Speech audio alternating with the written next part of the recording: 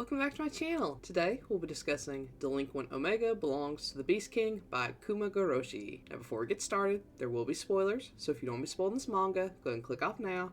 No worries, I'll catch you next time. Now for those of you left behind, let's go over some content warnings. There may be references to violence, kidnapping, confinement, theft, enslavement, sexual assault, blood, bullying, dubious consent, and mental illness, as these things do appear in the manga. Now, if that's all good with you, let's go and get started. As always, let's start with a quick synopsis. Rintaro is a delinquent in a city that's steadily being overrun by crime.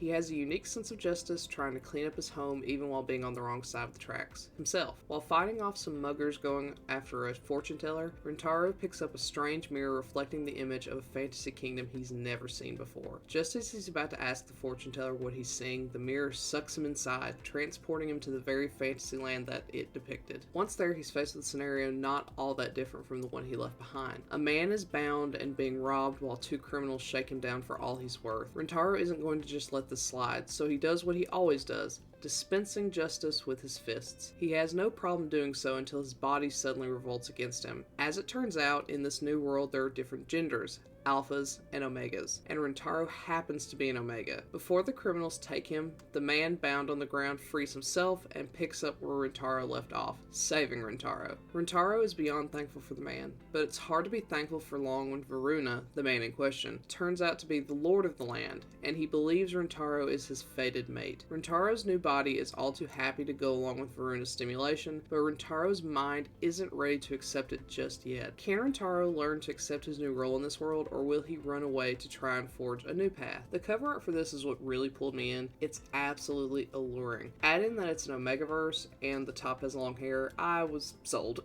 Unfortunately, the art in the series doesn't reflect the cover art all that well. It's still nice, don't get me wrong, but they're pretty different in style. It was rather disappointing, especially since our top's silky hair isn't all that silky in the series. It's very chunky and textured, which I'm totally fine with, but it's just very different than what's presented on the cover. There are also some hilariously awkward panels that are meant to be serious and romantic, but are so stiff and unrealistic that they end up being humorous. Admittedly, I hate a lot of the faces in most panels. The art within the series isn't my favorite, but there's no doubt that the cover art is stunning, and the series has a very clean style overall. This really shines in the relationship between Rintaro and Varuna, specifically how Varuna accepts Rintaro as he is. Varuna is very affectionate and loving, even though Rintaro is more rough around the edges, less affectionate, and very rough and tumble most of the time. I love that Rintaro doesn't immediately fall into the stereotypical feminine and soft omega we usually see. He maintains his crass way of speaking, is still very much a meathead, and enjoys sparring with Varuna. While they aren't on equal footing in the sense of their status, they feel equal in how they treat and respect each other. It's so romantic how they can enjoy each other's company beyond the sex, though that's still a very huge part of it, and I'm not complaining about it. And Varuna encourages Rintaro's authentic self rather than trying to shape him into a perfect partner. It feels like real love in that sense. I would be remiss if I didn't bring up the corniness of the fights and the, quote, declarations, end quote. The battles are theatrical and shonen-esque, which adds a layer of corn to everything. An example is when Dolga, a neighboring country's prince, decides to fight Varuna for Rintaro. To initiate the duel,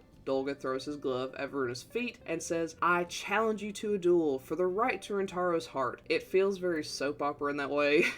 Of course, Varuna follows it up by dramatically holding out the glove and accepting the duel. I imagine some people really love this drama and the intensity of it, but it's just not my cup of tea. I like fantasy fights and relationship drama as much as the next gal, but I prefer subtlety over the loud variety. Unfortunately, this Omegaverse has no impreg or child rearing, which are some of my favorite parts of this type of setting. As much as they have sex, I figured we'd at least get a scare, but there's none to be found here. Some people don't like Omegaverse for the potential of children though, so if you're looking for an Omegaverse without the element of children, look no further. Since we don't have to worry about pregnancy, the focus is on building the relationship, the political struggles, and a bit of world building. As with most short form fantasies, this being only 3 volumes, I really wish it had been longer to build out more of the fantasy world. But what we do see is very pretty and interesting. That though almost makes it more disappointing since we don't see much more of it beyond that. This is just very mid to me. It just doesn't tick as many boxes as I typically like in Omegaverse or BL. I do think someone would really enjoy this, especially with how absolutely in love Varuna and Rintaro are, but it had a lot to be desired for me. There's lots of sex, but with some of the faces they make, it's hard to enjoy. It's a good way to pass the time, but not much more than that.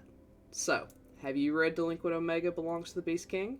If so, what do you think? Do you agree with my assessment? Do you not? Let me know and comment below. Otherwise, I'll catch you next time. Bye!